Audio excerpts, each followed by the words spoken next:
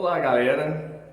Eu sou o José Ferreira e esse é o Caminhos da Ferramentaria. Bom, no vídeo anterior a gente viu um pouco sobre desvio dimensional e a gente falou sobre o desvio em relação a cada eixo. A gente viu como é que isso funciona. A gente viu através do plano cartesiano de medida como é que esse desvio é mostrado no relatório dimensional e a gente aprendeu a interpretar isso no relatório dimensional. Bom, nesse vídeo agora a gente vai ver uma outra situação. Geralmente, quando apalpamos uma superfície de uma peça ou uma linha de corte, nós temos um outro detalhe que pode ser apresentado ali no relatório dimensional, que é a distância 3D.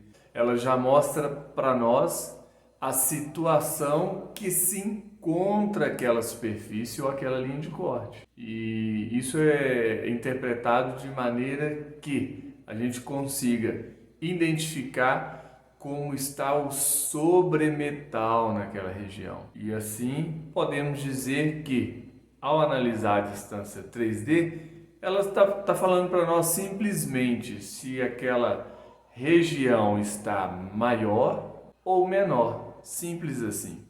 Por exemplo, se eu tocar uma linha de corte e lá na distância 3D está falando menos 1,5, ali está falando que a linha de corte está menor 1,5 mm. Ela já me dá o resultado final. Se esse valor fosse positivo, a linha de corte estaria 1,5 mm maior. Então a gente tem que ter cautela, porque se a gente for olhar por eixo, digamos que essa mesma linha de corte na região tocada, no eixo o valor está positivo 1,5 mm. Agora, não quer dizer que aquela linha de corte está maior 1,5 mm. Por isso que na distância 3D ela já me dá o resultado, se está maior ou se está menor. Vamos ver alguns exemplos aqui, tanto na superfície, também é tratado como volume, quanto na linha de corte. Vamos lá? Bom, pessoal, estou mostrando agora a tela aqui do meu computador. Eu vou tentar de uma maneira bem simples aqui, bem didática, demonstrar o que eu falei ali sobre a distância 3D, que costuma aparecer no relatório dimensional. Costuma aparecer não, né? A gente pode adicioná-lo no relatório dimensional. Eu vou abrir o Paint aqui. Tá aqui o Paint. Da outra vez eu utilizei o Paint também. E vou desenhar uma figura aqui. Escolher essa linha aqui tá boa. Vou mudar a cor aqui. Vou desenhar uma figura aqui. Bem... Deixa eu ver aqui. Aqui. Beleza. Desenhei essa figura. Digamos que essa figura é a nossa matemática. Ela é a nossa referência, tá ok? Agora eu vou desenhar aqui de uma outra cor. Vou escolher o cinza aqui, ó. Digamos que esse resultado aqui é o nosso resultado estampado, ok? Vou casar ele aqui como se eu estivesse alinhando a peça. Bom, vou colocar ali mais ou menos no meio. Isso aí, ó. No meio tá bom. Vermelho é a nossa referência, a nossa matemática. O resultado estampado é o cinza, é como se fosse a nossa peça ali, que a gente está controlando. Vou aproveitar, vou desenhar aqui o eixo. A gente já sabe, como foi falado no vídeo anterior, para o sentido que o eixo aponta, o desvio ele é positivo. E o contrário é negativo, ok? Vou desenhar aqui agora um apalpador. Opa, show de bola. Agora é o seguinte, gente, ó. Vermelho é a nossa matemática, é a nossa referência. O cinza é peça. Digamos que eu, ao apalpar a peça aqui nessa região, um pouquinho para trás ali, isso, apalpei.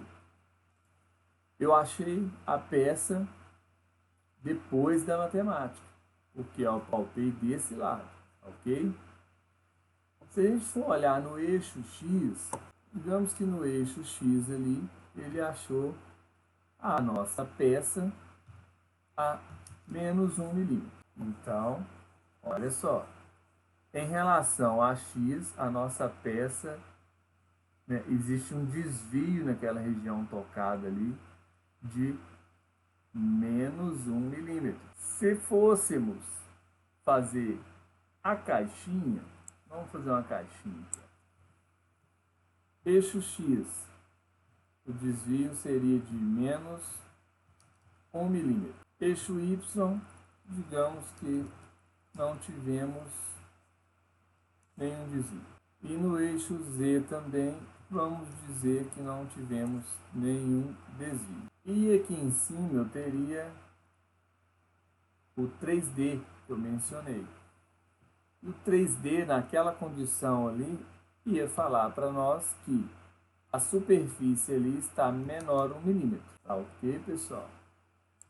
Então agora entrou o 3D aí na jogada.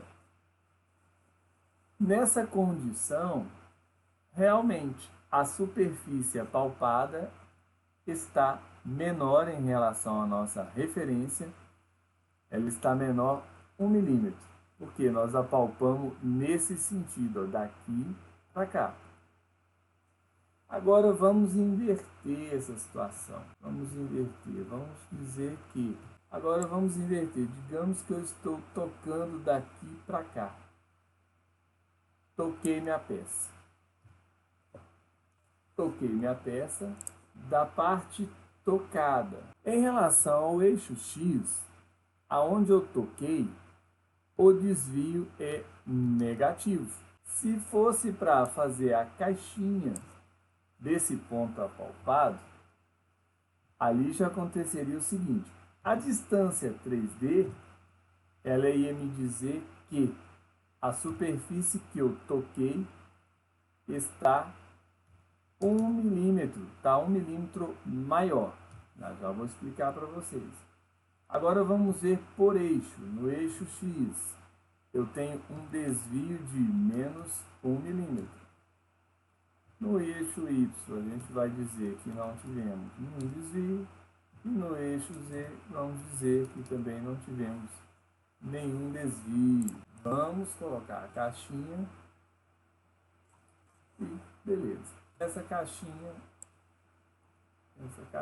relacionada a esse ponto apalpado. Olha só que interessante. Agora as coisas no 3D, na distância 3D, mudou. Mas vocês vejam que no eixo X, o desvio em relação à referência continua sendo menos 1 milímetro. Porque a matemática está atrás da minha peça tocada. Como ela é a referência, aonde eu toquei em relação a X, menos 1 milímetro o desvio. Só que no 3D vai me falar que ali eu estou com um sobremetal. Eu estou com 1 milímetro, aquela superfície está 1 milímetro maior em relação à matemática. Por causa de quê? Por causa do sentido do toque, o sentido que o apalpador tocou a peça em relação à referência. Olha para você ver como é que a coisa muda. Então, não é porque o desvio em X está negativo, não quer dizer que ali esteja com falta de material. Pelo contrário, naquele sentido que foi feito o toque, a palpação, ali está me falando que eu estou com um sobremetal de 1 milímetro. A superfície ali está maior em relação à matemática. Vocês entenderam? Eu consegui uma imagem aqui da internet. Deixa eu procurar essa imagem. Opa, tá aqui. Tá aí, ó, uma peça que foi controlada. Tem um mapa de cores existente. Se vocês olharem aqui, ó, o plano cartesiano de medida, que é os eixos x, y e z, tá vendo? Vocês podem reparar que o eixo x aqui, ó, está apontando para baixo. Mas vamos ver a superfície que foi tocada, que aí incide sobre o eixo x, os desvios. Vamos ver o que eles estão mostrando para nós. Vamos ver esse primeiro ponto aqui, ó. Ele tocou aqui e está falando para nós que essa superfície da peça física em relação à matemática está maior 1/10. Ele está usando 4 casas aqui depois da vírgula. Nossa, eu acho desnecessário, é uma precisão muito grande. Não? Mas tudo bem, vou falar só uma casa depois da vírgula. Aqui está falando que está 1/10 maior. Agora, se eu tivesse uma caixa maior aqui, ó, mostrando o desvio nos eixos x, y e z, com certeza no eixo x, esse valor de desvio iria aparecer negativo. Por quê? Está contrário ao eixo x. O desvio está negativo. Mas aqui, como está me mostrando somente a distância 3D, ele já está me dando um resultado que tem ali naquele toque, onde ele apalpou a peça ali. Ó. Ali está 1/10 maior. Essa peça está maior em relação à matemática. Eu estou com um sobremetal nessa região aqui de 1/10.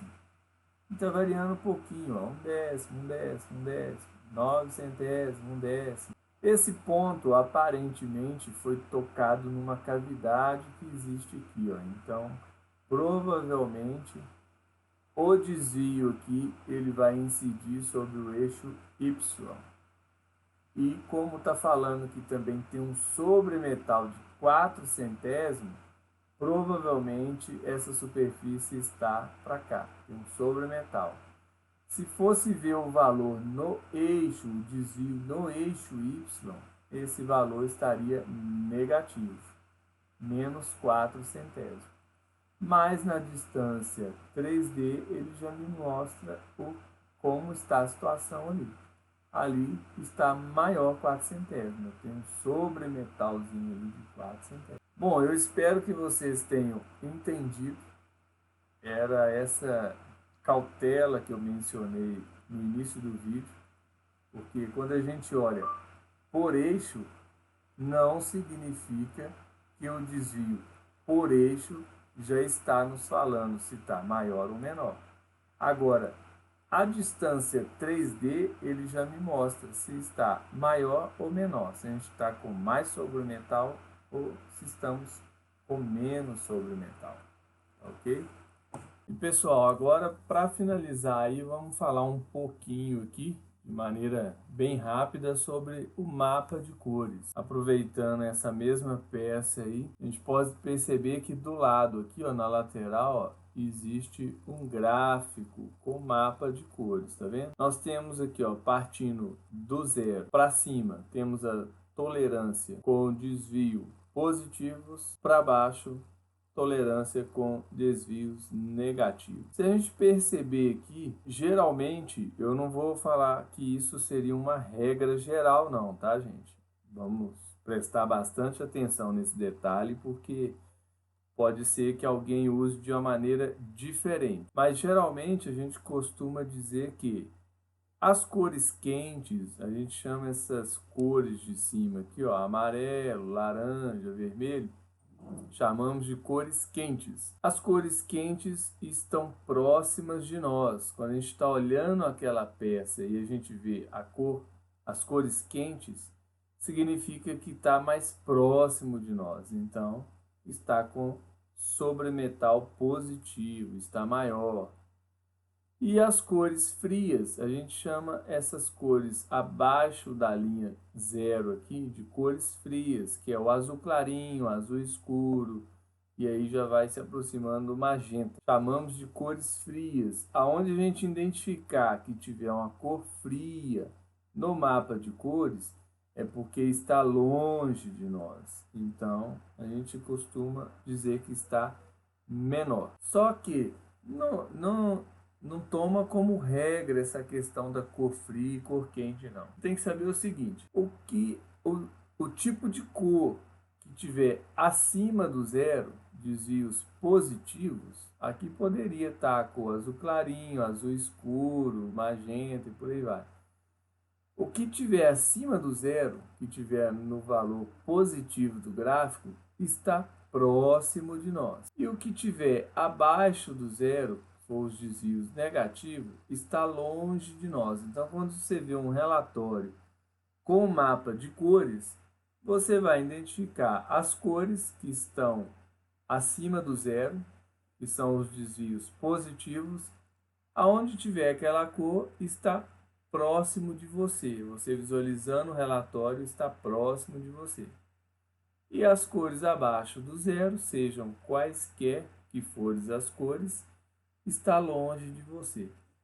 Eu tenho um outro exemplo aqui que eu consegui na internet, eu vou estar abrindo ele aqui, que é do banco. A estrutura do banco. Vou aumentar aqui, vamos ver se não vai ficar muito embaçado. Mas aqui, ó, a pessoa usou o mesmo princípio, tá vendo? Tem uma tolerância aqui, ó, de mais ou menos 5 décimos. O que tiver dentro dessa tolerância vai estar ok, na cor verde. Acima dessa tolerância, de 5 décimos até 1 milímetro, temos a cor amarela, depois laranja e vermelho. Então, você vê as cores quentes, ó. Aonde a gente enxergar amarelo, laranja e vermelho, quer dizer que está próximo da gente. Então aqui essa região aqui, ó, toda amarelinha aqui, ó, aqui tá maior, tá com sobremetal, tá próximo da gente. E as cores frias, azul clarinho, azul e azul escuro, está longe de nós, ó. Aqui tá uma pontinha aqui, ó, e tá longe de nós, tá vendo?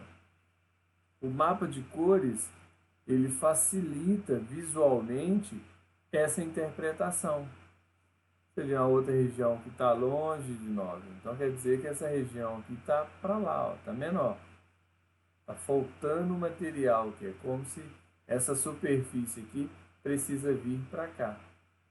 Está longe de nós, então ela tem que vir para cá. E o amarelinho está próximo de nós, precisa ir para lá, está fora da tolerância aqui, ó. Então o que eu acho que ficou bem claro, é bem simples visualizar um mapa de cores. Só tomem cuidado de não ficar preso a esse padrão das cores quentes, que talvez nem todo mundo use assim. Mas, de antemão, sabendo que os desvios positivos estão próximos de você e os desvios negativos estão longe de você. Outro detalhe, tome cuidado na maneira que você visualiza a peça. Às vezes tem imagem 3D que a gente confunde um pouco, a gente não consegue identificar de primeira como é que a peça está no ambiente 3D. Mas você identificando, fica fácil, através do mapa de cores, você fazer a leitura desse relatório dimensional pelo mapa de cores, ok? É isso aí, inscreva-se no canal, obrigado por assistir o vídeo até aqui. E deixe seus comentários, se tem alguma coisa que você não entendeu, não ficou bem claro, comenta aqui embaixo aqui, que eu posso tentar explicar de forma mais simples. Ok, gente? Valeu, tchau!